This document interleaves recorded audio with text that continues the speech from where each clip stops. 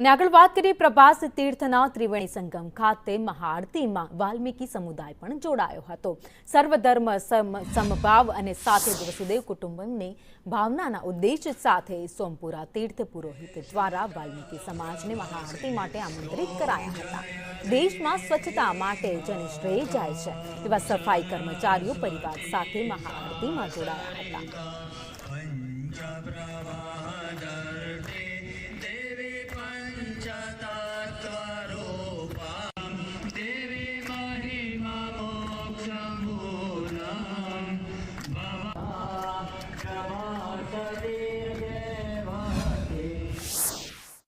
જે રોજ સાયમ આરતી થાય છે તેમાં આપણા નગરને, આપણા શહેરને, આપણી આસપાસના વાતાવરણને સ્વચ્છ રાખનાર સફાઈ કામદારોને આરતીમાં સંમિલિત કરવામાં આવ્યા છે। તેઓ બહોળી સંખ્યામાં અહીં આરતી કરવા માટે પધારેલા।